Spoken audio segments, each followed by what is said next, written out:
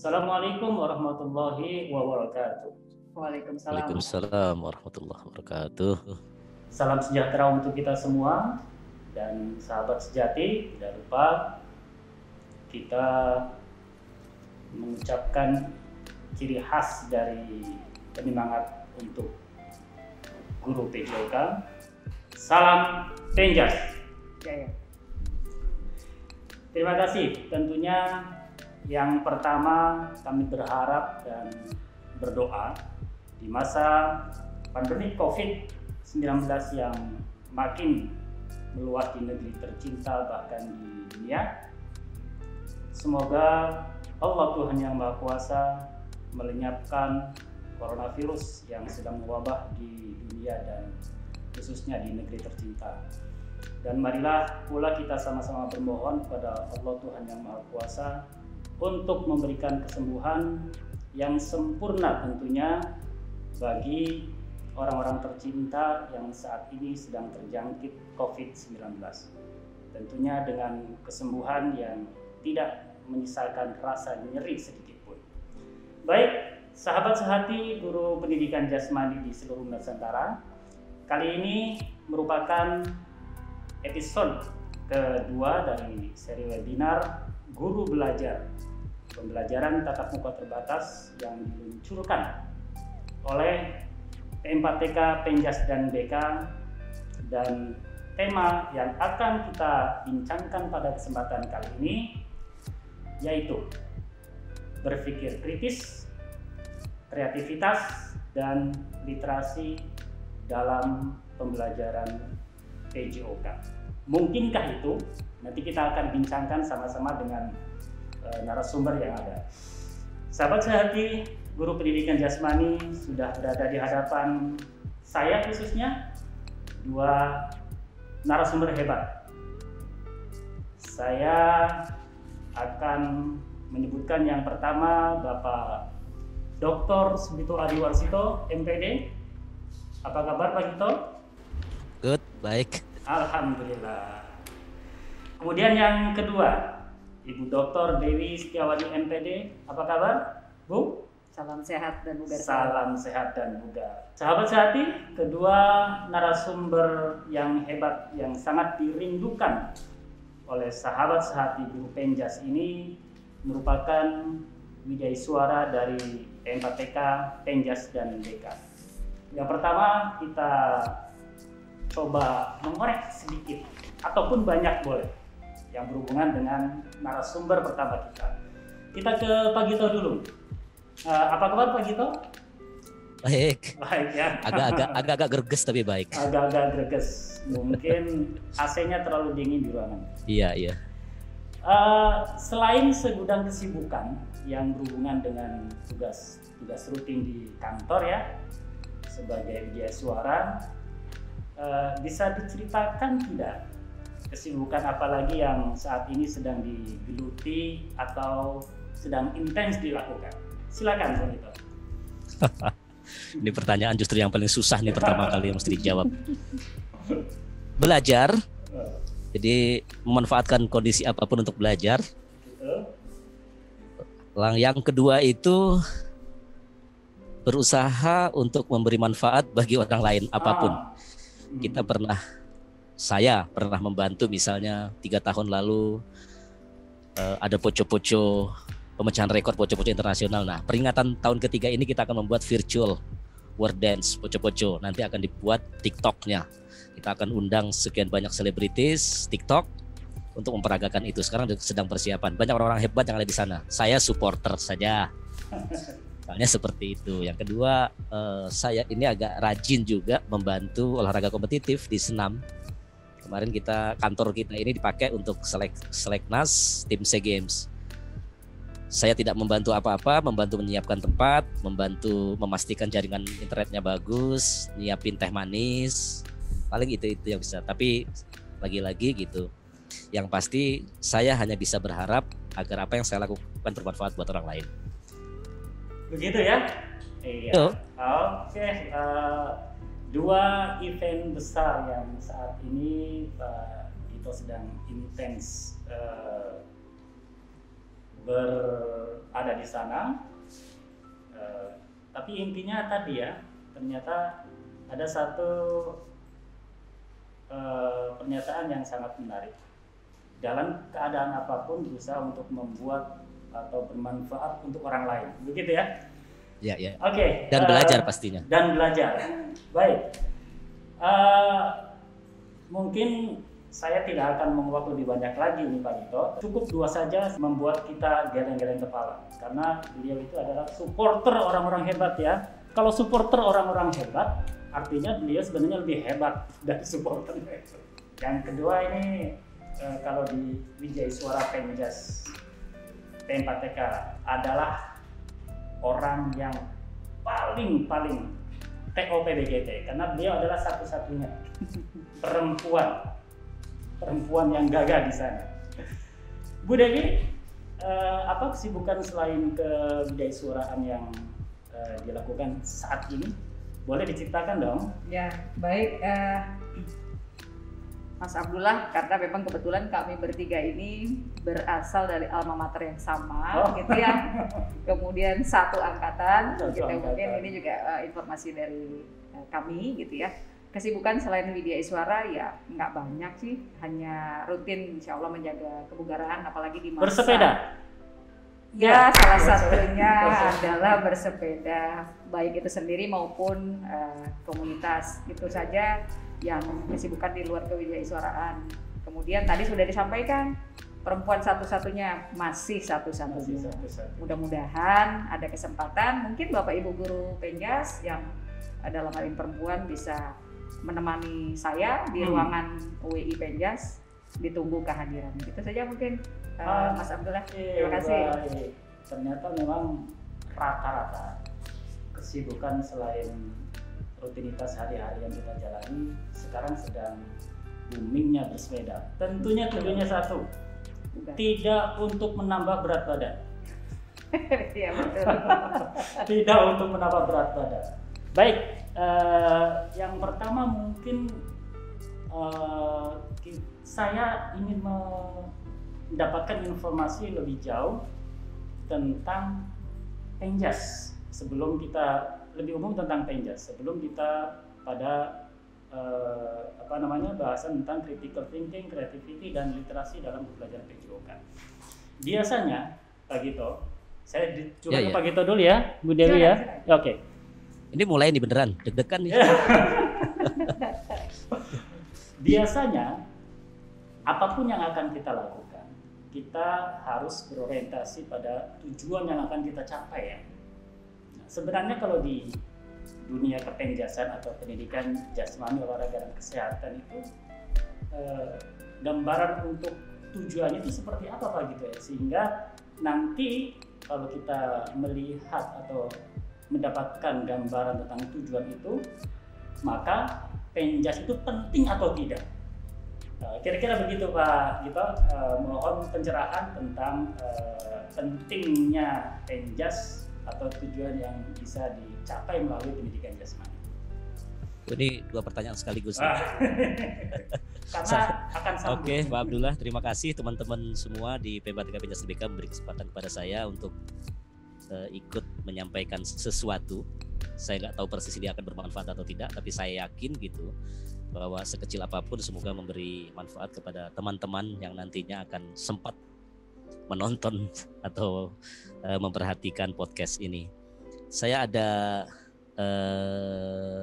satu tayangan yang saya buat karena memang saya tidak cukup pandai untuk menghafal. Jadi sebagai catatan untuk mengingat-ingat saya buatkan tayangannya. Boleh saya izin share? Silakan. Nah ini sudah tampil ya. Oke. Saya kasih logo Tuturi Handayani biar bagus. Jadi gini Pak Abdullah, nanti saya akan elaborasi tulisan besar yang ada di atas itu, yang pakai pita itu, physical literate persons. Saya menyebutnya sebagai literasi fisik. Saya akan elaborasi nanti, tapi sebelumnya saya boleh cerita sedikit saja. Silakan. Saya pernah menyampaikan ini di forum yang sebenarnya resmi, tapi begitu saya sampaikan, ada beberapa orang yang di luar kepenjasan, yang di luar penjas gitu, justru seolah-olah menertawakan. Kenapa? Memang ada literasi fisik gitu kan. Nah dari situ justru menyadarkan saya seberapa hebat orang, seberapa hebatnya saya gitu misalnya.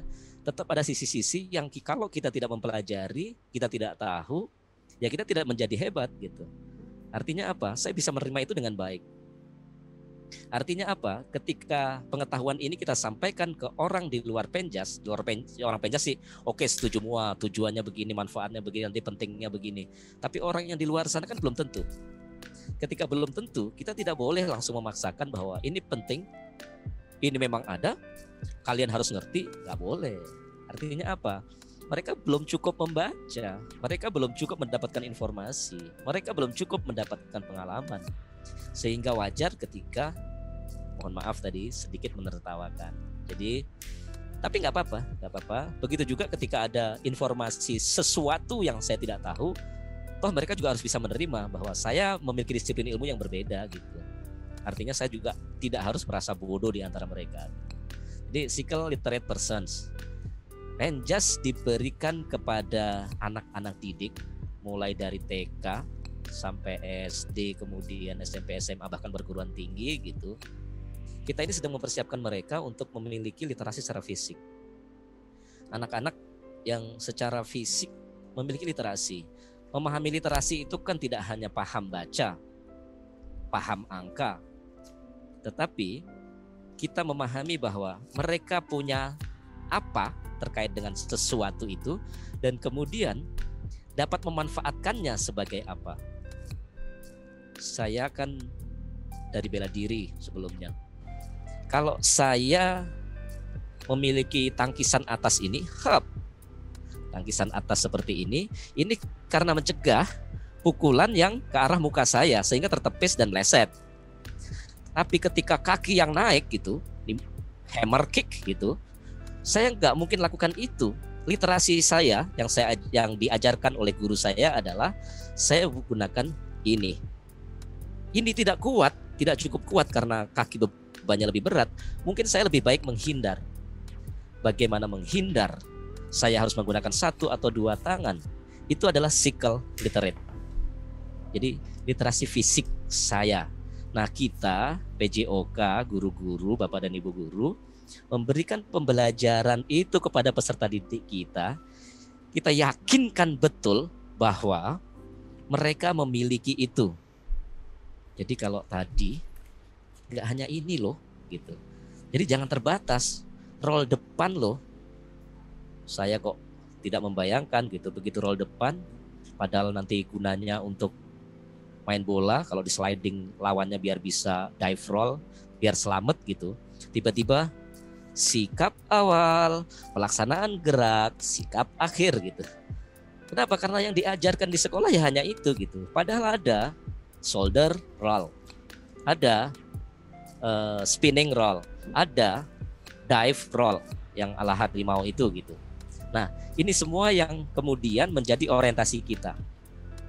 Itu kita breakdown menjadi apa? Mereka tahu dulu konsep bagaimana mengelola diri mereka terkait dengan fisik. Terus mereka tahu persis arti pentingnya aktivitas jasmani. Bu Dewi karena tahu bersepeda itu meningkatkan imun, hari ini beliau lakukan. Walaupun sering mampir ke kafenya sih agak lama nongkrong di kafenya, tapi nggak apa-apa kan. Terus kemudian meletakkan landasan karakter yang kuat. Kenapa? Ketika proses pembelajaran itu gitu, hanya kita loh. Mohon maaf, mata pelajaran lain mungkin ada gitu, tetapi yang benar-benar nyata gitu kita. Saya misalnya nggak mungkin di dalam kelas gitu ada anak didik saya, sebandel-bandelnya anak didik saya, habis minum liang teh yang pakai sedotan, pakai plastik gitu, terus di dalam kelas nih buang sembarangan gitu, nggak mungkin. Tapi itu terjadi di lapangan. Ketika itu terjadi di lapangan, maka guru PJOK, nah itu perbuatan salah, dan itu landasan karakter, tidak membuang sampah sembarangan. Di kelas akan baik-baik saja, orang duduk rapih, dibagikan buku rapi satu-satu gitu. Tapi di lapangan, ayo pegang stick kasti gitu, berebut itu Pak. Jadi nilai-nilai antri itu gak ada lagi di sana gitu. Dan kita bisa melakukan intervensi itu. Selanjutnya apa? Oke, Pak Gito, sebelum Oke. selanjutnya tadi Ya. berakhir di nilai ya. Ya. Kalau saya lihat tadi ya cerita tentang bagaimana saya melakukan tangkisan di depan Ya. muka saya karena ada serangan yang mengarah ke saya, misalkan seperti itu. Kemudian Ya. tadi tidak akan ada lagi murid-murid yang setelah minum dengan bungkus plastik dia tidak akan membuangnya sembarangan. Itu menarik ya kalau kita kaitkan dengan literate. Saya pernah dapat informasi tentang literate. Literate kalau misalkan dulu hanya sekedar terbebasnya kita dari buta huruf begitu kan. Baca tulis gitu. Baca tulis gitu ya. Ya. Dulu kan seperti itu ya. Betul. Sekarang literate itu apakah memang tadi saat kita menangkis atau menghindar dari pukulan yang mengarah ke kepala, saat kita anak-anak kita membuang sampah sembarangan, apakah itu termasuk literate peserta didik kita? Itu karena saya pernah mendapatkan informasi literate itu kemampuan kita, kompetensi kita yang kita gunakan dalam kehidupan sehari-hari untuk menyelesaikan masalah sehari-hari. Begitu Pak Gito. Penjelasannya Iya. seperti apa itu? Iya, makanya kan jelas banget. Itu kan tadi contoh ekstrim. Kalau terpaksa berantem, kan sekarang udah nggak banyak orang berantem gitu kan.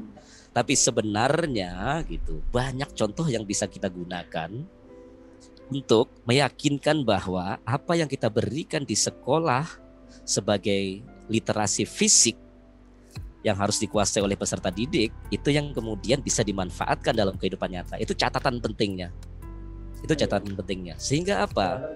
Sehingga saya bisa lanjutkan gitu. Mereka harus menguasai pola gerak dasar yang sedemikian beragam. Oke, pola gerak dasar kita loko, non loko, manipulatif selesai. Tapi loko, non loko, manipulatif kemudian bisa divariasikan, bisa dikombinasikan, nanti bertingkat beranjak ke gerak spesifik gitu. Bisa divariasikan, bisa dikombinasikan gitu.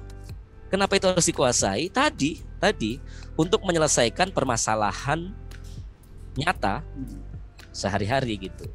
Ini saya di depan kantor, ada got nih atau terpaksa gitu, ada sopir nyuci mobil, berepetan kemana-mana airnya, sementara sepatu saya bagus.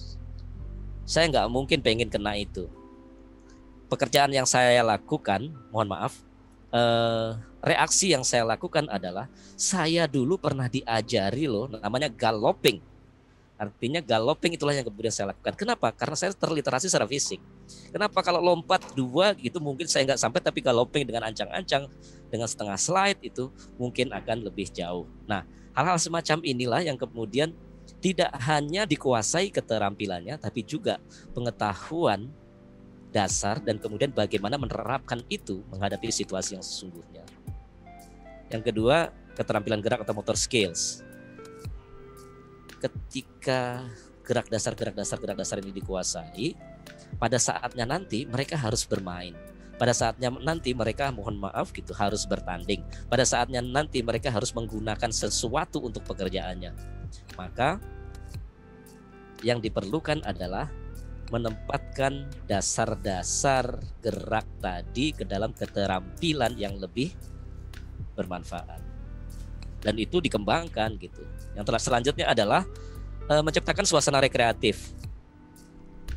Saya nggak ngerti di sekolah mana gitu yang kalau pelajaran penjas muridnya begitu teng 1 2 misalnya pelajaran A, begitu teng 3 4 itu pelajaran PJOK gitu. Terus anak-anak pada ya PJOK lagi. Saya nggak ngerti itu terjadi di mana gitu. Kenapa? Karena sejauh ini yang saya lihat, yang saya alami bahkan gitu, kita kan 12 tahun tuh belajar penjas. Senang ya setiap kali mata Hore. pelajaran PJOK dan hore. Nah, Itu suasana rekreatif. Artinya apa? Artinya ini semua yang kita kemas menjadi tujuan PJOK kita. Apakah ini baru? Sama sekali enggak. Tapi kita berusaha memformulasikan ini menjadi satu formula yang kita sebut sebagai Cycle Literate Persons. Apakah ini ide nasional kita? Enggak. Kita banyak mengkaji dari berbagai dokumen yang misalnya gitu ada NSPI, misalnya ada Akara yang punya Australia gitu. Banyak hal yang kita kemudian padu-padankan dan kemudian kita sesuaikan di Indonesia seperti apa. Ujung-ujungnya adalah kita berkontribusi pada mengembangkan profil pelajar Pancasila. Yang dua diantaranya kita akan bahas, apakah nanti sampai kesimpulan kita bisa atau tidak gitu, dengan tema yang Pak Abdullah ajukan ini gitu. Itu saya agak panjang nih ya, walaupun baru pertanyaan pertama. Dan ternyata memang kalau kita elaborasikan lagi ya, Bu Dewi, sepertinya akan timbul banyak ini ya, banyak sesuatu yang mau disampaikan dan didiskusikan. Dari Bu Dewi kira-kira ada tidak yang berhubungan dengan ini yang mau disampaikan? Atau menyoal juga ke Pak Gito? Ya, artinya seperti kita tahu semua gitu ya, gerakan literasi nasional, ya kan, itu physical literasi itu nggak masuk di dalamnya. Tetapi setelah kita tahu paparan dari narasumber kita yang itu Pak Gito tadi, ternyata betul-betul sangat-sangat penting. Artinya ketika memang guru PJOK itu betul-betul menguasai atau literate secara person, tadi kan disampaikan, harapannya peserta didik kita itu adalah physical literate person itu sangat tinggi, artinya memahami secara kompetensinya, bagaimana mempunyai motivasi, percaya diri, karena di dalam komponen physical literate itu ya Pak gitu ya, kalau nggak salah ya ada 3 komponen mengenai kompetensinya, motivasinya, dan kepercayaan diri tersebut. Nah mungkin juga saya juga akan mendiskusikan juga dengan Pak Gito terkait dengan paradigma pembelajaran baru ya, pembelajaran paradigma baru, ya kan, kita sudah sering dengar lah pendidikan yang memerdekakan, gitu ya. Kemudian ada isu-isu yang memang berkembang saat ini. Sampai ada istilah baru itu, Bu Dewi, apa CP. CP, oke, iya. CP itu saya pun beruntung ya memiliki teman-teman yang menjadi pengembang dari CP. CP itu apa sih Pak Abdullah sebetulnya, Mas Abe ya? Saya lebih enak memanggil Mas Abe ya. Nanti CP sekalian itu saja biar Pak Gito yang bercerita lah, karena beliau kan sebenarnya pengembang, bukan pengembang biasa, utama. Justru itu, kebermanfaatan beliau bagi orang lain itu sangat-sangat luar biasa. Artinya ketika berbicara CP, yaitu capaian pembelajaran yang memang disusun itu kan berdasarkan fase-fasenya yang di dalam CP tersebut itu, terutama di capaian pembelajaran Penjas. Nah, teman-teman ini mungkin yang belum mengetahui informasi terkait dengan capaian pembelajaran, karena memang konon kabarnya itu kan masih bersifat dinamis, masih berkembang dokumennya, makanya belum disosialisasikan ke teman-teman. Tidak boleh disebarkan. Belum disebarluaskan, gitu ya Pak Gito ya? Yang terkait dengan dokumen CP belum disebarluaskan. Artinya di dalam CP tersebut itu kan ada 4 komponen atau 4 elemen yang dikembangkan di dalam CP tersebut, tentang keterampilan gerak, kemudian pemanfaatan gerak, dan pengetahuan gerak, serta nilai-nilai karakter yang ada di dalamnya situ. Nah, disinilah sebetulnya kita punya kesempatan untuk menggali informasi secara langsung kepada tim pengembang yang salah satunya kan gitu. Salah satunya adalah Pak Gito terkait dengan fase di dalam capaian pembelajaran tersebut. Kemudian tadi terkait physical literate person yang di dalamnya tadi salah duanya Pak Gito sudah menyampaikan, ada dimensi dari profil pelajar Pancasila yang salah satunya kalau saya ingat itu diantaranya adalah creativity, sesuai dengan tema kita nih, ya kan, kritis dan creativity dan literasi dalam pembelajaran PJOK temanya. Mungkinkah kalau dikaitkan dengan profil pelajar Pancasila yang diantaranya ada dimensi bertakwa kepada Tuhan Yang Maha Esa, kemudian berkebinekaan global, kemudian mandiri, gotong royong, apakah mungkin kan gitu ya? Mungkin saja diterapkan di dalam pembelajaran PJOK. Itu saja mungkin Mas Abe saya yang Iya, memang gitu bisa ya. kita sampaikan, nanti kita berdiskusi saja secara Siap, mungkin Bu ya. Dewi. Jadi Gitu ya, Pak Abe, ya? beliau ingin mendapatkan informasi lebih banyak sebenarnya, karena kan memang tugas kita ya sebagai penghubung dengan sahabat sehati, Ya, sahabat betul. sehati Guru PJOK seluruh Nusantara, sehingga pembelajaran paradigma baru sekarang itu kaitannya dengan segala sesuatu yang harus. Kalau dulu kita mempelajari ada sekian banyak pertemuan dengan narasumber selalu mengatakan bagaimana mempelajari hal baru. Harus ada proses learn, unlearn, dan relearn itu Pak Gito. Saya hanya tertarik sebenarnya pada istilah itunya. Silakan Pak Gito untuk memberikan informasi yang berhubungan dengan pembelajaran paradigma baru yang saat ini sedang in. Oke. Jadi gini, saya boleh saja salah, tapi teman-teman nanti bisa mengklarifikasi. Saya boleh saja memaksa orang untuk akhirnya sependapat gitu. Tapi sebenarnya juga boleh saja ketika harus berbeda. Tapi paling tidak begini. Ketika kita membelajarkan apapun itu, termasuk ini akan penting apa enggak sih buat hidup peserta didik kita gitu. Itu sebenarnya yang mesti menjadi orientasi kita. Kenapa? Karena saya ini A1 itu IPA. Fisika, jurusan A1 fisika waktu di SMA. Saya pastikan semua yang diajarkan itu penting bagi saya sebenarnya. Tapi sayangnya ketika itu mohon maaf gitu, saya tetap menghormati guru-guru saya, tapi saya tidak mendapatkan informasi yang cukup apa pentingnya saya ketika saya harus belajar kalkulus. Untuk apa? Untuk kehidupan nyata saya sehari-hari. Apa pentingnya kira-kira sinus kosinus tangen gitu untuk hidup saya, sehingga saya termotivasi tadi, literasi tadi,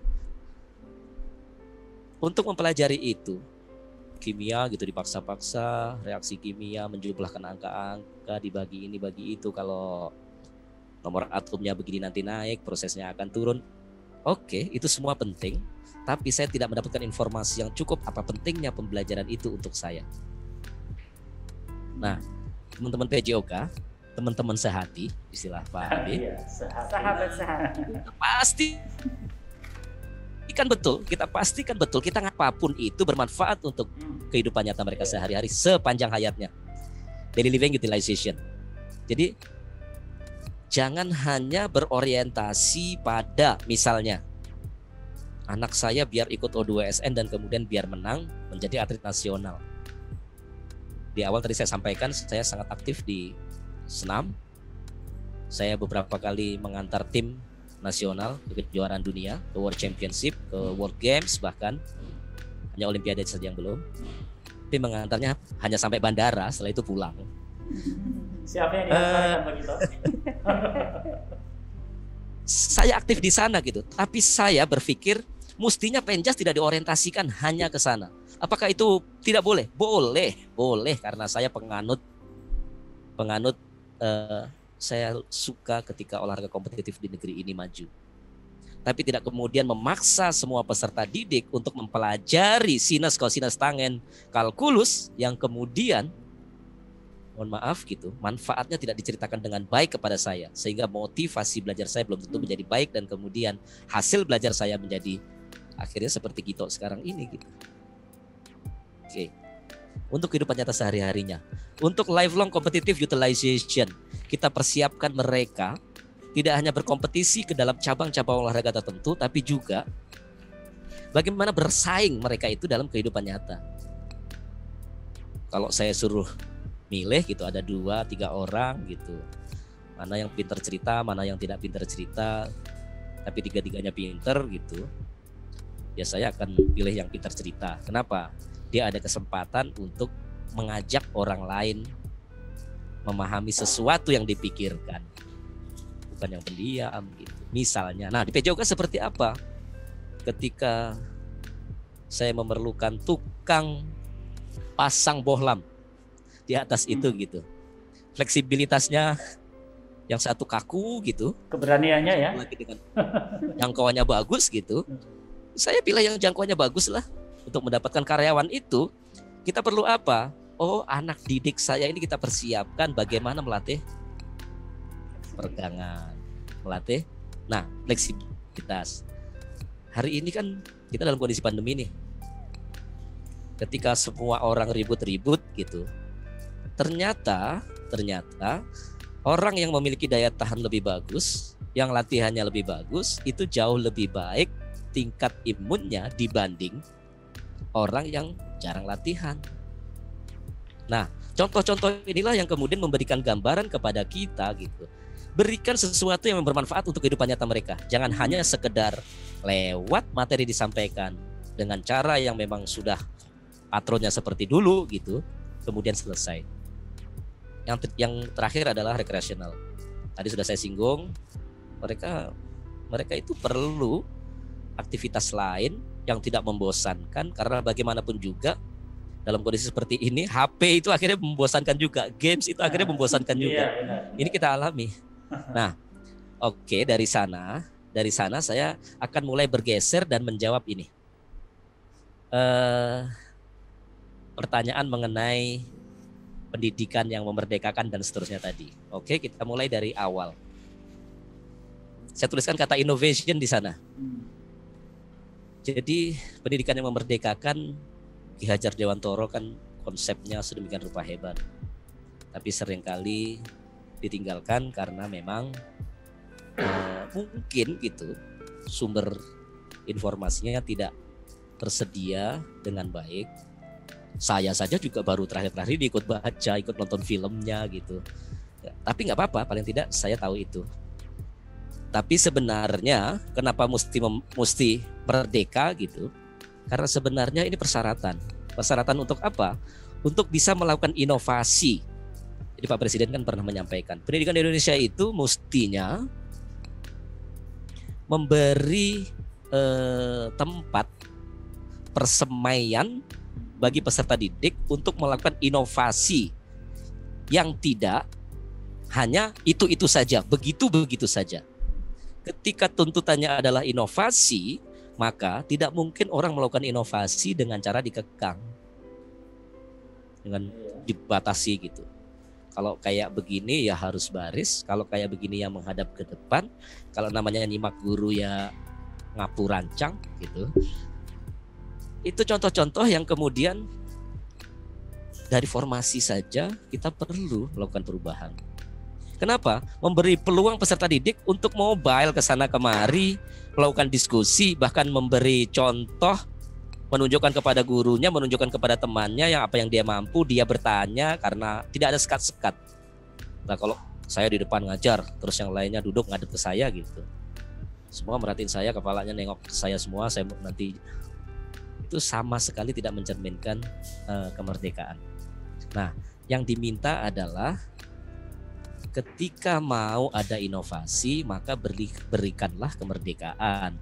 Maka pendidikan yang memerdekakan itu sebenarnya diarahkan untuk keluar ide-ide, untuk keluar gagasan baru, untuk keluar sesuatu yang out of the box, gitu kan? Sehingga keluar ide-ide, keluar kreativitas, keluar daya kritis, daya nalar yang kritis, dan kemudian inilah yang menjadi bekal bagi peserta didik untuk kehidupan nyata di sepanjang hayatnya.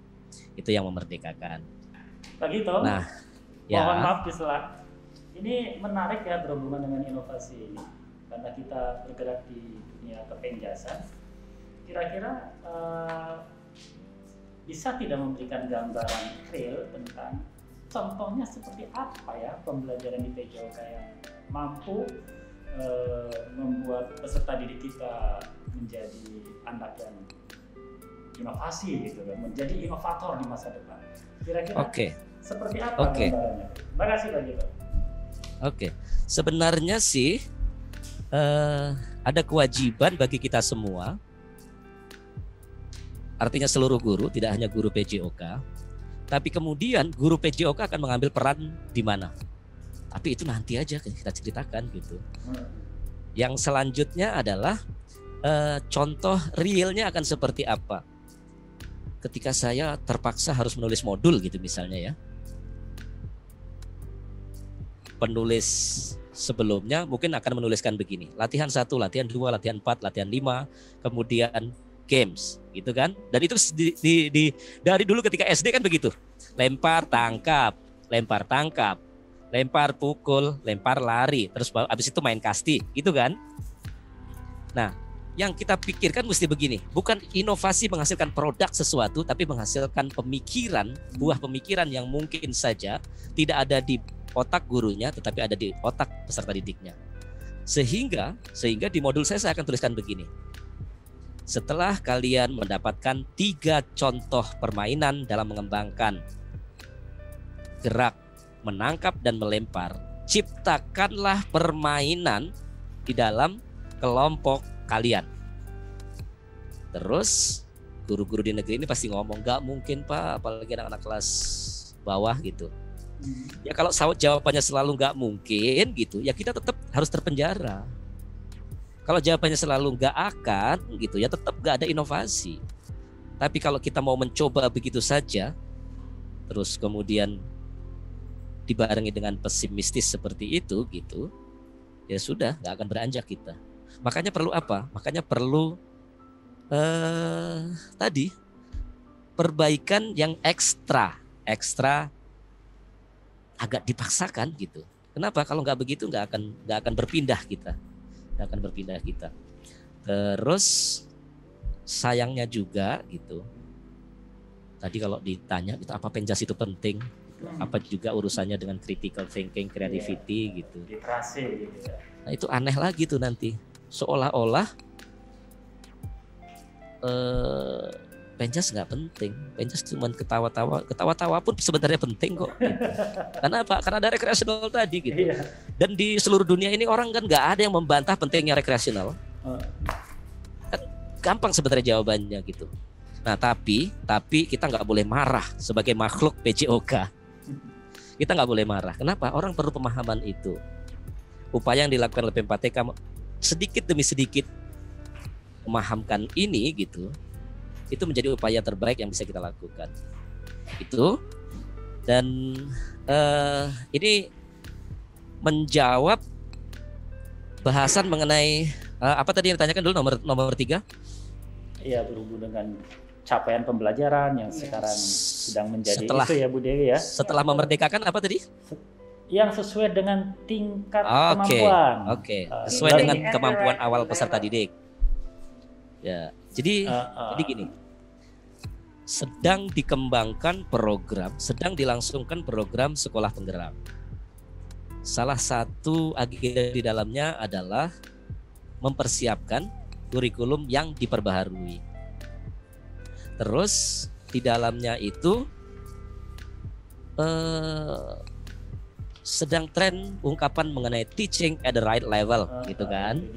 Jadi guru itu harus memfasilitasi anak sesuai dengan kemampuannya.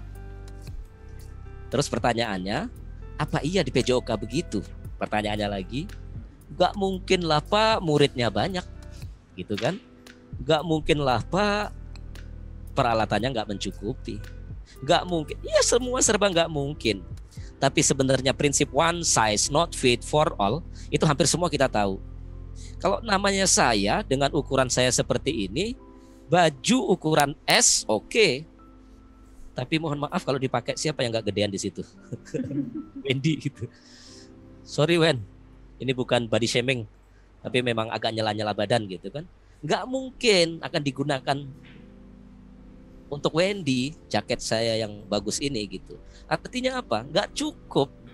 Sehingga perlu apa? Perlu baju yang lain untuk Wendy. Apakah konsep ini baru? Tidak, sama sekali tidak.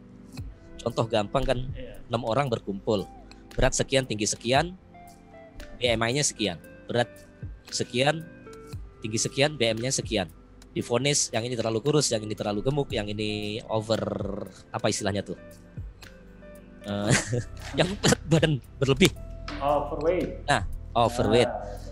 Artinya apa? Harus memberikan perlakuan yang berbeda-beda untuk mereka. Loh, kalau sudah seperti itu, prinsip pembelajaran itulah yang kemudian kita gunakan. Terus apa susahnya gitu. Baru kemudian sebenarnya Pak Abdullah, guru itu malu, teman-teman kita itu malu mau nanya, caranya gimana Pak Gito kan gitu kan. Malu dong, sama mau 15, dikatain begini. 20-an Sama mau dikatain, tahun. takut dikatain gini. Makanya belajar yang benar dulu waktu S1. Itu kan benar diajari gitu. Ada namanya berprogram individual. Ada namanya inclusion. Terserah orang Indonesia ini menerjemahkan inklusi apa, tapi di PJOK itu ada inclusion, inklusi. Kenapa? Karena size-nya berbeda-beda, maka layanan pembelajarannya berbeda-beda. Dan di PJOK ketika S1 siapapun mempelajari itu, sayangnya tidak konsisten menerapkan itu. Terus jadi apa Pak Gito? gitu. Apa namanya? Learning at the right level itu perlu kita relearn tidak sebenarnya tuh? Karena kita sudah punya ya. Artinya kan gini nih, ketika kita mendapatkan informasi baru gitu, apa ya harus informasi yang lama itu pasti tidak berguna? Wong jangan-jangan nanti ada perputaran gitu. Nokia yang bentuknya pisang itu nanti akan direpro loh menjadi barang yang antik. Kenapa? Karena Honda 70 sebut merek tuh saya. Dan harganya lebih mahal. Mahal gitu sekarang gitu. London Taxi aja, London Taxi. Mbak Donat senyum kalau saya nyebut London Taxi. London Taxi itu klasik. Tapi di repro itu kan bentuk zaman dulu ontel gitu. Bagus sekarang gitu.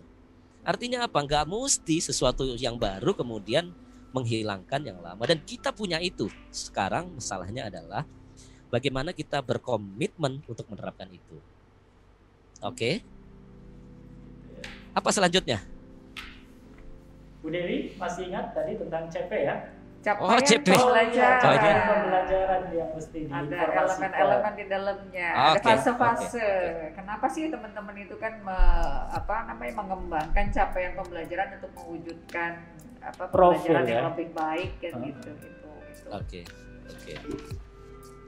Gini. Sebenarnya ini kan masalah. Saya akan ke pergantian kurikulum aja dulu deh. Nah, Karena apa? Karena kita sudah mengalami beberapa kali pergantian kurikulum, dan kemudian yang kita rasakan itu kita istilahnya apa ya? Terantuk-antuk di awal, enak kemudian di tengah, belum selesai ada yang baru lagi. Gitu kan? Kalau kita gitu di P4TK gitu ya sudahlah, nanti dapat, kecuali saya nanti dapat kesempatan ngajar di P4TK bahasa gitu. Enggak, saya nggak pernah nih. Hanya sampai narasumber dan kemudian selesai. Nah, ini yang akan saya gambarkan kepada teman-teman sekalian. Jadi ketika ada perubahan kurikulum itu, itu bahasa saya seperti ini. Kita tidak mungkin mempromosikan keesaan Tuhan sementara kita ateis. Bahasa gampang saya gini.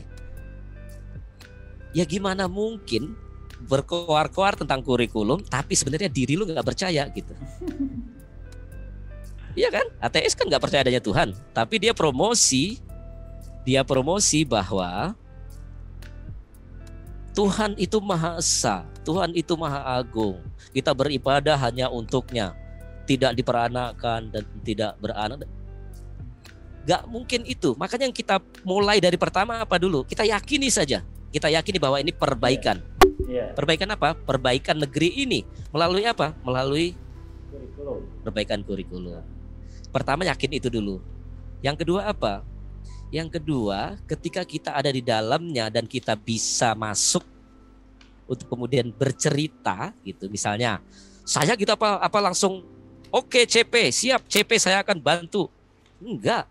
Apaan sih CP? Saya kan gitu dulu. Iya, betul. Terus masa CP begitu? Pasti akan begitu dulu. Tapi saya kan ada kesempatan untuk mempertanyakan CP itu apa. Bahwa jawabannya tidak memuaskan, saya akan memberi usulan untuk memuaskan nanti pertanyaan ini. Ketika ditanyakan oleh orang lain, maka sebaiknya jawabannya seperti ini. Kita ada di dalamnya, jadi ada kesempatan apa? Kesempatan untuk membantu memasak sesuatu itu gitu. Jadi teman-teman, terima ini. Karena misalnya 2013, saya ditugaskan ke salah satu perguruan tinggi gitu, sampai salah satu profesornya ngomongnya begini, sampeyan mau ketika kurikulum ini diterapkan dan kemudian diketahui salah, kalian masuk neraka gara-gara ini. Wah kan. Nah, dan itu bener kan gitu. Profesor yang ngomong, membawa nasib berjuta-juta anak dengan kurikulum yang salah gitu. Pasti kan gitu.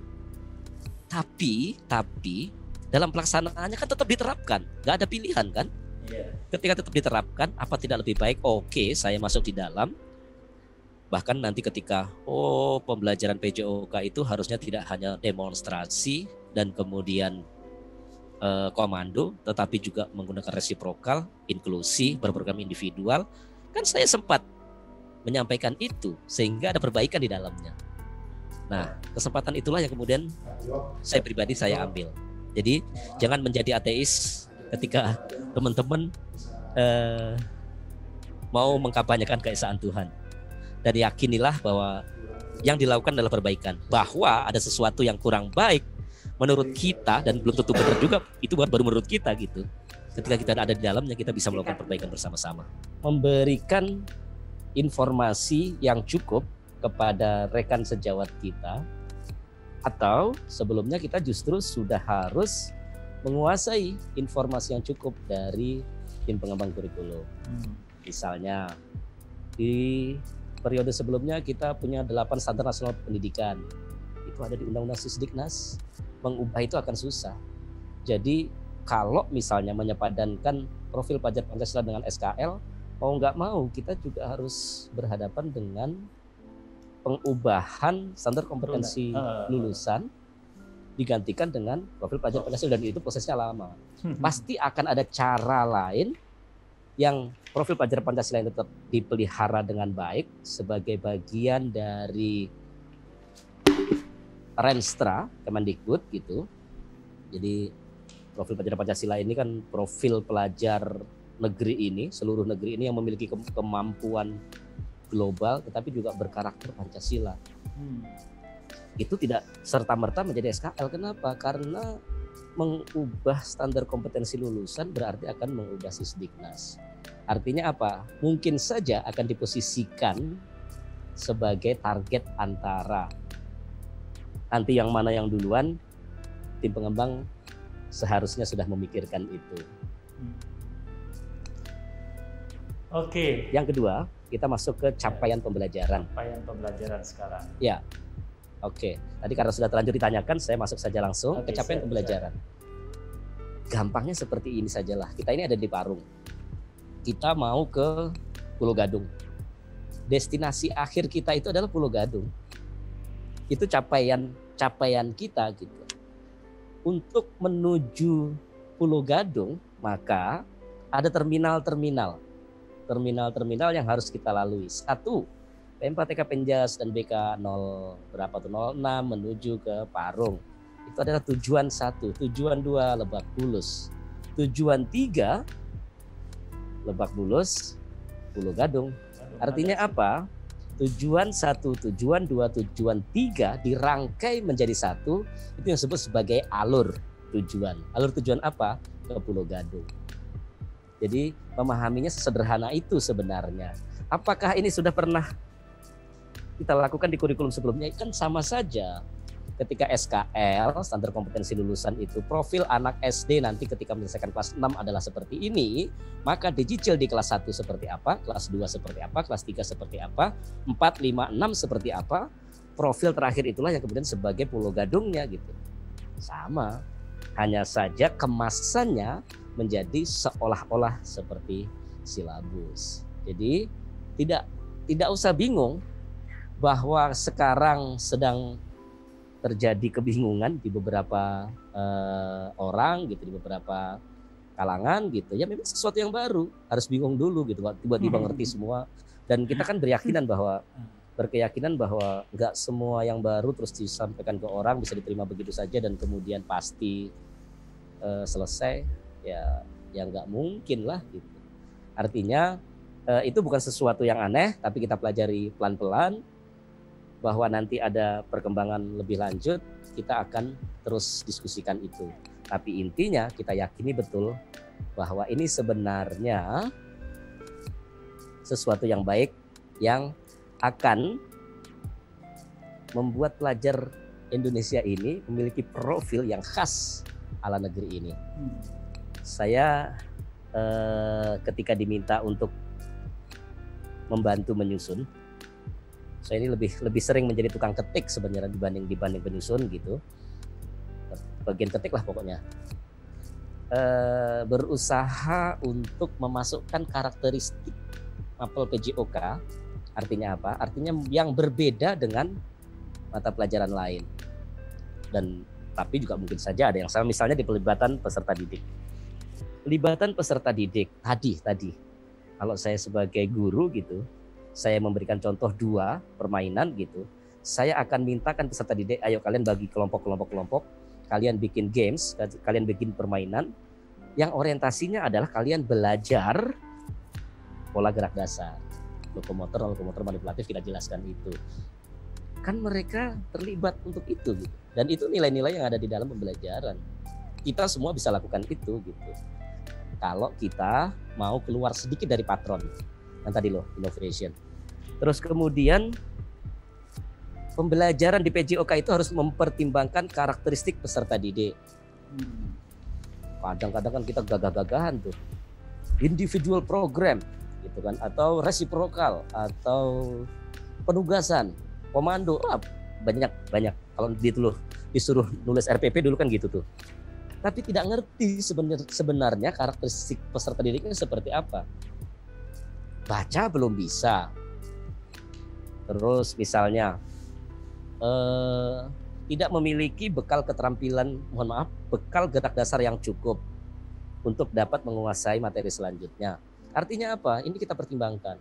Ketika tidak, maka kita mesti cari alternatif selain tadi yang gagah-gagahan. Selanjutnya apa? Tugas gerak, kompleksitas. Renang, kompleks. Terus tiba-tiba, ya sudahlah. Karena masa pandemi mereka belajar mandiri lah, cari kolam renang terdekat. Gak ada sih sebenarnya, ini mengada-ada gitu. Tapi kalaupun itu terpaksa ada gitu, berarti guru sedang tidak memperhatikan kompleksitas tugas gerak yang harus dikuasai oleh peserta didik sebagai bagian dari kompetensinya. Selanjutnya apa? Lingkungan yang paling dekat apa? Gurunya. Wong gurunya nggak mampu ngasih contoh aja juga nggak bisa gitu. Nugasinya tapi membuat itu. Giliran muridnya, Pak contohnya Pak gitu. Pusing sendiri dia. Terus begitu sudah selesai jadi gitu, dipresentasikan gitu, guru sekena-kenanya. Nah ini juga kurang baik gitu. Artinya apa? Yang khas di mapel PJOK, pelibatan peserta didik, pembelajaran memperhatikan karakteristik, tugas gerak, dan lingkungan. Kemudian yang lain boleh cerita apapun, tapi urusan kita adalah literasi secara fisik. Nah nanti akan kita diskusikan tuh, apa kaitannya literasi secara fisik dengan 4 elemen yang kita punya. Nanti apa kaitannya dengan tadi tema besar kita. Selanjutnya adalah didasari oleh nilai-nilai luhur.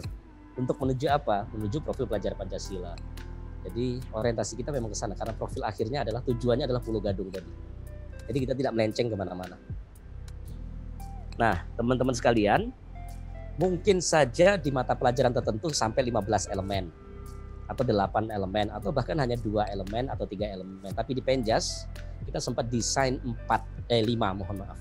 Tapi kita kemudian sederhanakan karena ada beberapa keluhan ketika sudah dioperasionalkan ke dalam pembelajaran atau ketika mohon maaf penulis buku harus menuliskan itu, modul harus tuliskan gitu, menjadi tumbang tindih antara pengembangan karakter melalui teaching, melalui personal and social responsibility dengan internalisasi nilai-nilai itu mirip-mirip, maka itu digabung saja.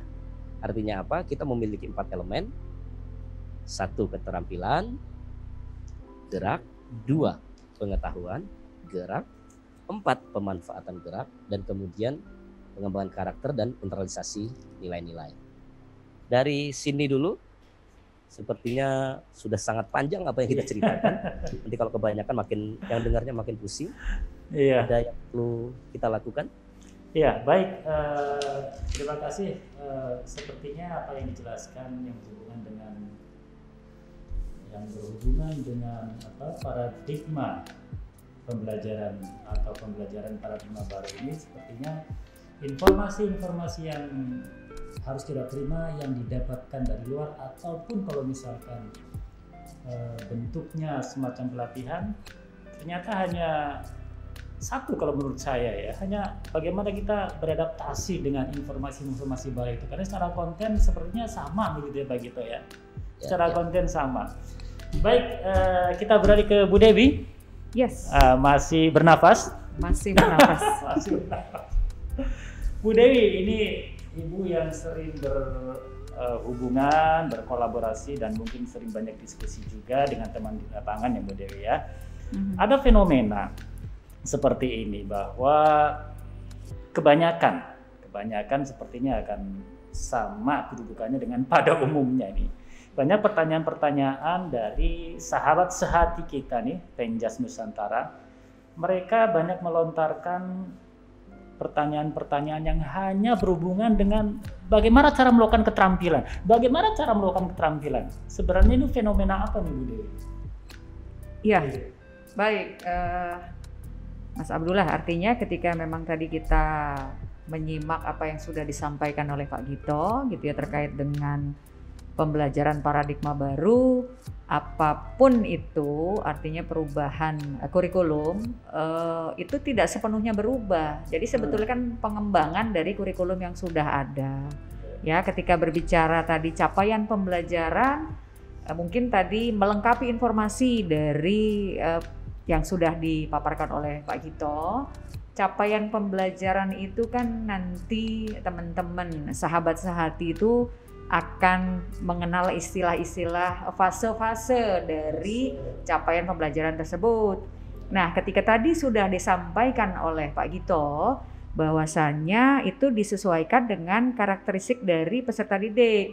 Nah, ketika berbicara capaian pembelajaran itu ada fase-fase A sampai F, yang mana di situ cukup jelas dituangkan fase A itu untuk kelas berapa. A, B, dan C itu diperuntukkan untuk peserta didik sekolah dasar. Artinya ada fase A itu untuk kelas, pada umumnya untuk kelas 1 dan kelas 2. Kita membahasakan pada umumnya karena mungkin ada yang usianya 6 tahun sudah masuk ke sekolah dasar. Mungkin anaknya Pak AB kelas umur 6 tahun udah masuk di kelas 1, atau anaknya Pak Gito gitu kan, baru kelas 1 itu umur 7 tahun. Makanya di situ dalam dokumen CP itu dituliskan pada umumnya. Saya lebih mengkritisi ke arah situnya. Kemudian untuk fase B-nya pada umumnya itu kelas 3 dan 4. Kemudian fase C-nya 5 dan 6. Beranjak ke fase D tentunya ke sekolah menengah pertama. Tadi 6-7 gitu ya. 5-6 fase C. Fase apa tadi? D berarti ya. Di SMP itu kelas 7 dan 8 gitu ya. Kemudian fase DE, F seterusnya pada tingkatan satuan pendidikan yang lebih tinggi. Itu terkait dengan fase. Nah, kembali lagi ke pertanyaan Mas Abe tadi terkait dengan isu yang di lapangan ya, sebetulnya itu pertanyaan-pertanyaan itu ya kadang kita tertawa sendiri gitu. Masih ada juga sahabat sehati gitu yang berbicara Penjas itu identik dengan keterampilan gitu ya, padahal sejak kurikulum yang lama pun dari KBK kemudian 2006, 13 dan sampai saat ini yang mungkin akan dikembangkan lagi tidak hanya keterampilan. Ya, kita sudah pasti tahu lah, sahabat sehati yakin tahu gitu ya. Cuman terkadang itu tadi apakah itu pertanyaan hanya sebatas untuk menguji kah, atau memang betul-betul realitanya mereka lakukan itu hanya menilai keterampilan, padahal sejatinya sikap pun dalam pembelajaran PJOK itu juga dijadikan hal yang utama. Tadi sudah panjang lebar disampaikan oleh Pak Gito, sebetulnya sumbangan nilai-nilai karakter pada pembelajaran Penjas itu luar biasa. Dan saya yakin sahabat sejati itu akan tahu sederhana saja sportivitas. Apakah itu sebuah nilai-nilai yang memang hanya sekedar sportif gitu, sportivitas kan gitu ya. Kemudian ada pengetahuan juga. Nah, kalau dikaitkan dengan apa tadi capaian pembelajaran tadi, Pak Gita sudah menyampaikan secara detail. Artinya dari 6 elemen atau 5 elemen tadi ya. Jadi 4 gitu kan. Betul. Keterampilan ditaruh di elemen yang pertama, keterampilan gerak. Tetapi setelah keterampilan gerak tersebut, ada yang namanya elemen pengetahuan gerak. Ya, sebelum melakukan keterampilan gerak, perlu nggak sih mereka memahami tentang apa sih menendang bola itu? Pasti itu ya kan? Pasti. Apalagi Putri Mas Abe yang hiperaktif gitu kan, ketika memang ayo lompat-lompat dan seterusnya. Kebetulan dari kita bertiga ini ya cukup inilah anak-anaknya kemampuan kinestetisnya gitu kan kayaknya mendominasi di diri mereka gitu ya. Setelah elemen keterampilan, pengetahuan, ada pemanfaatan gerak. Dan selanjutnya yang terakhir ada internalisasi nilai-nilai dan pengembangan karakter. Itu sedikit menjawab mungkin tadi isu dari sahabat sejati yang masih saja sebetulnya PNJAS itu keterampilan aja kan ya, itu enggak juga kan gitu. Sebetulnya lengkap yang ada di PNJAS itu dan sangat-sangat penting untuk kita ketahui bersama gitu. Itu aja mungkin Mas Abe. Iya, siap. Jadi jangan sampai kita terperangkap pemikiran kita hanya berorientasi pada keterampilan, berorientasi pada keterampilan di pembelajaran PJOK. Tidak. Ada lain lagi bilang. Kenapa itu? Itu kan modalnya otot doang. Itu bahaya itu. Bukan gitu ya Pak Gita ya? Salah buktikan itu. Ada ini ya, ada kalau saya bilang ada dua, oksigen, otot dan otak. Iya betul.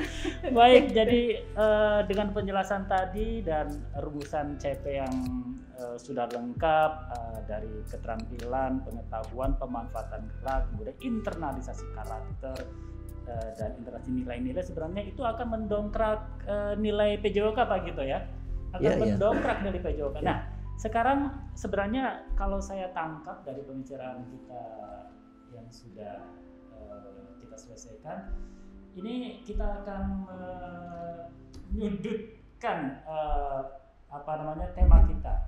Pasti akan sangat menarik sebuah kalimat atau kesimpulan.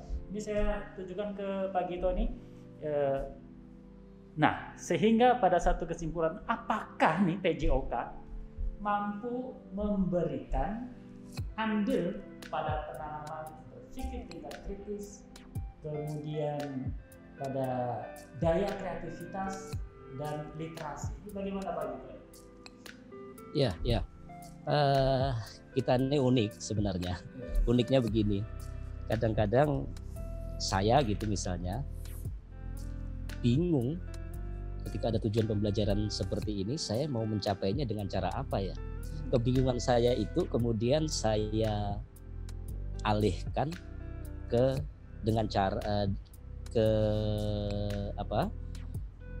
mengorientasikan harus ada seseorang atau pihak yang salah. Aduh, nggak mungkin itu. Kita ceritakan ini nggak bakal nyampe. Mereka nggak belajar bahasa tinggi dikit juga mereka nggak ngerti. Atau ketika saya jadi guru misalnya gitu, nggak mungkin mereka saya ajari seperti ini. Wong begini kok, wong begitu kok gitu. Tapi sebenarnya saya bisa melihat sisi positifnya. Apalagi sekarang banyak informasi di YouTube, di berbagai media gitu. Ada loh anak-anak kecil, ada loh anak-anak yang usianya bahkan balita gitu, bisa melakukan sesuatu yang sebenarnya kita tidak pikirkan sebelumnya itu bisa dilakukan. Artinya apa? Artinya sebenarnya apapun tujuan pembelajarannya, orientasi pembelajarannya, apapun capaian pembelajaran yang ditujunya, sebenarnya semua sangat mungkin dilakukan di mata pelajaran apapun. Hanya saja, mohon maaf, saya sebagai guru tahu nggak cara mencapai itu. Itu sebenarnya masalahnya.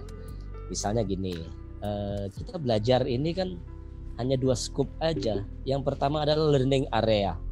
Tadi dijelaskan oleh Bu Dewi gitu, bahkan sangat gamblang gitu.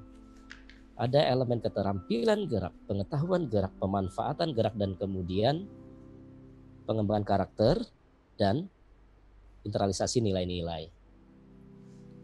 Itu kita bagi menjadi 2 area. Satu learning area, pengetahuan, keterampilan, dan pemanfaatan. Saya cerita dulu pemanfaatan. Saya yakinkan betul di diskusi ketika merumuskan CP, kenapa mesti masuk pemanfaatan gerak? Kenapa? Karena kita tim perumus waktu itu meyakinkan apa yang kita lakukan di pengetahuan, keterampilan, bentuknya aktivitas fisik maupun aktivitas lainnya itu akan bermanfaat untuk peserta didik. Walaupun karena kita sudah terlanjur sepakat bersama gitu, kita orientasikan saja pada pengembangan kebugaran jasmani. Oke, kita sepakati itu. Makanya yakinkan betul bahwa pengetahuan dan keterampilan yang mereka miliki itu bermanfaat untuk hidup nyata mereka. Makanya kita sebut sebagai manfaat dan gerak. Itu namanya learning area. Itu yang kita ajarkan kepada peserta didik. Nah, kemudian baru ke masalah kita, tema kita nih. Lalu kemudian ketika kita menyampaikan itu learning area tadi, apa iya kita mendapatkan general capabilities? Bagaimana cara mengajarkannya gitu? Loh, kok diajarkan general capabilities? Yang 4Cs, creativity, critical thinking, collaboration, communication skills gitu, nggak diajarkan. Di K13 kan juga sudah disebut bahwa 4Cs itu masuknya direct teaching, indirect teaching. Yang learning area itu direct teaching. Jadi adik-adik dari KI 3 dan KI 4 pengetahuan keterampilan diajarkan memang, tetapi begitu bicara sikap itu akan didapat melalui apa? Melalui aktivitas, melalui proses pembelajaran. Apakah semua seperti itu? Ya tentu tidak. Kita jangan selalu apa-apa mengeneralisir lah. Ada memang yang diajarkan gitu, tapi memang pendekatan, model, strategi, metode, gaya, teknik, itulah yang menjaminkan bahwa critical thinking, creativity, dan kemudian literasi itu akan didapat. Bahkan higher order thinking skills. Saya berikan contoh dan ini semoga nanti bisa meyakinkan kita semua. Saya sangat suka dengan resiprokal. Tapi sebenarnya seluruh gaya mengajar memiliki orientasi pengembangan general capabilities yang berbeda-beda. Saya suka sekali resiprokal. Oke, resiprokal. Sintaknya seperti apa? Siapkan LK, bagikan LK, student worksheet, lembar kerja yang isinya lembaran-lembaran, dalamnya pekerjaan-pekerjaan yang harus dilakukan oleh peserta didik. Jadi LK bukan latihan soal. Dia urutan pekerjaan yang harus dilakukan oleh peserta didik. Dengan urutan latihan-latihan, dengan urutan-urutan pekerjaan itu, di dalam lembar kerja itu, mereka akan dapatkan kompetensinya. Clear ya sampai situ ya? Nah, setelah dibagikan, mereka berpasang-pasangan, mereka mendiskusikan itu. Mereka membaca bersama yang kita bayangkan nih berpasang-pasangan. Mereka membaca, mendiskusikan. Ketika mendiskusikan pasti ada salah paham dan kita harapkan memang ada salah paham itu gitu. Terus mereka berbagi peran untuk mempraktekkan apa yang dituliskan itu. Satu melakukan, yang kedua mengamati. Oke. Nanti berganti. Yang pengamat menjadi pelaku, yang pelaku menjadi pengamat. Kita bisa tangkap apa di sana?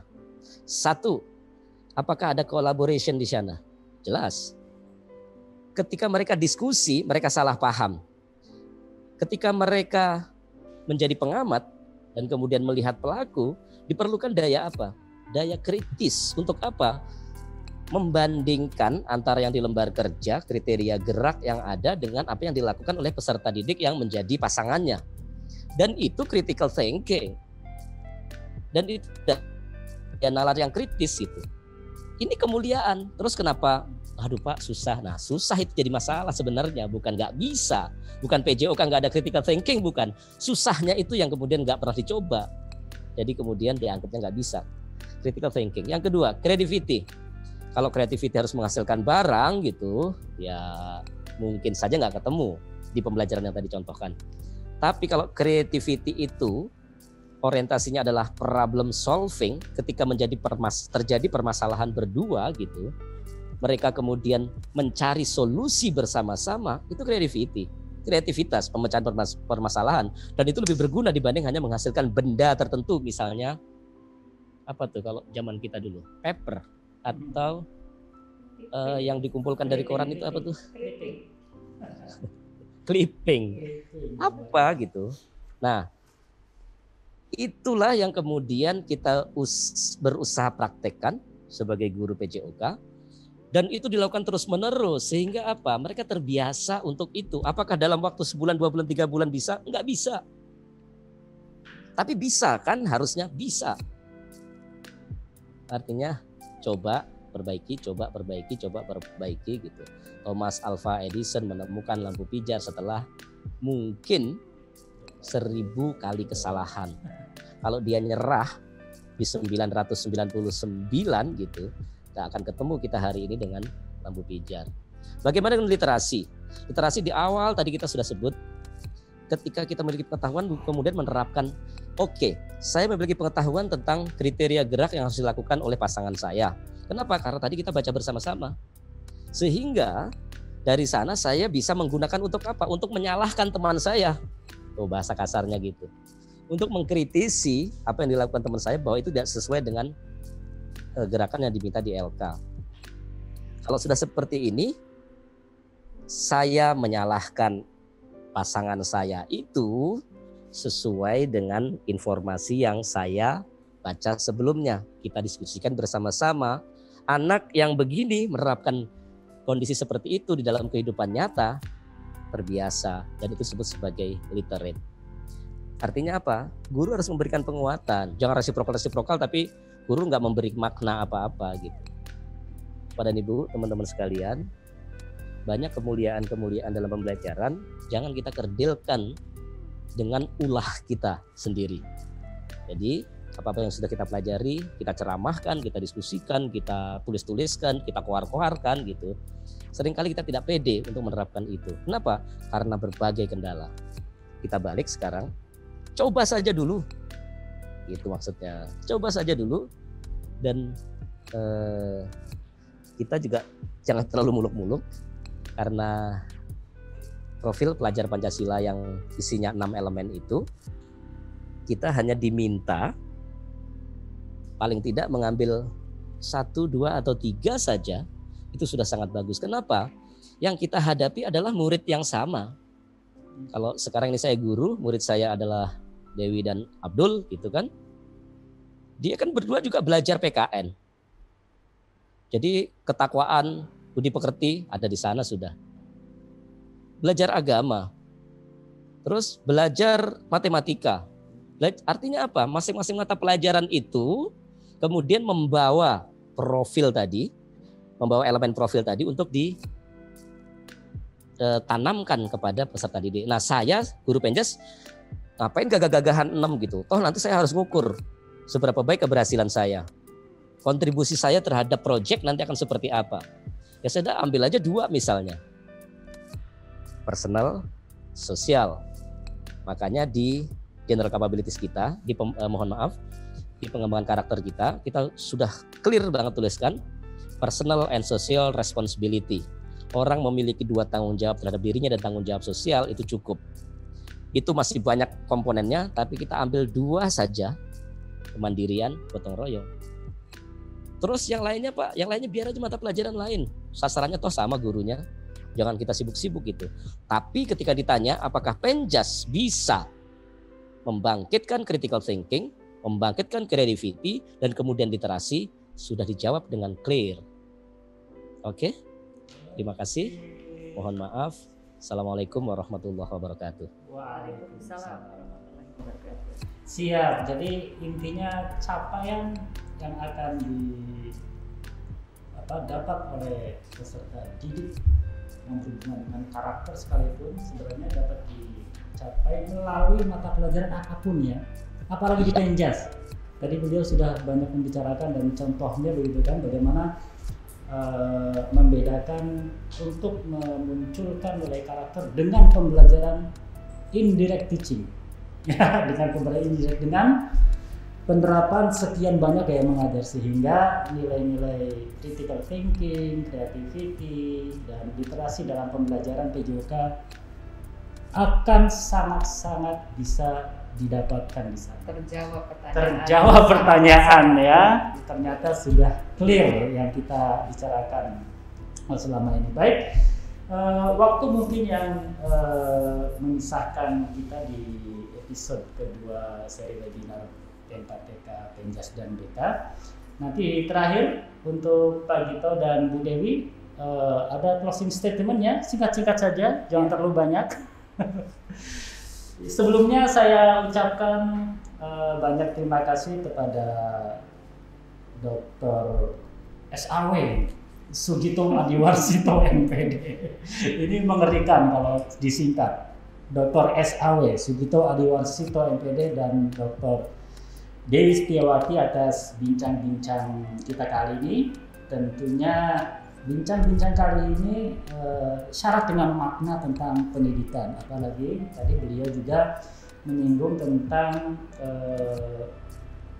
pembelajaran paradigma baru yang berhubungan dengan pendidikan yang memerdekakan sampai pada capaian pembelajaran. Untuk itu sudah siapkah dengan closing statement yang singkat-singkat saja? Siap. Kita mulai dari, silakan Pak Gito. Oke, sebagai closing statement, kita sederhanakan permasalahan dengan cara 3 hal yang mesti kita lakukan. Yang pertama belajar, yang kedua belajar, dan yang ketiga belajar. Terakhir, orientasikan pembelajaran kita untuk mendapatkan manfaat bagi para peserta didik terhadap apa-apa yang kita lakukan kepada mereka. Itu. Terima kasih. Terima kasih. Lanjut ke Ibu Dewi. Baik, melihat pembelajaran paradigma baru, keluarlah dari zona nyaman. Artinya perubahan itu kita mulai dari sahabat sehati. Artinya, ya, dari sahabat sehati. Tidak bisa kita berkata tidak kalau kita belum memulai. Terima kasih Mas Abdullah. Terima kasih. Sebuah bincang-bincang yang sangat bermanfaat bersama dua narasumber kita. Dan sahabat sehati Penjas, kita punya apa namanya jargon untuk mengidentifikasi sahabat-sahabat di seluruh Nusantara itu. Khususnya guru Penjas. Ya. Sahabat sehati Penjas, terus belajar dan berkarya, terus memberikan manfaat untuk orang lain, untuk kemajuan pendidikan Indonesia. Assalamualaikum warahmatullahi wabarakatuh. Salam sejahtera dan salam Penjas. Terima kasih. Terima kasih Bu Dewi, Pak Gito. Sama-sama. Terima kasih.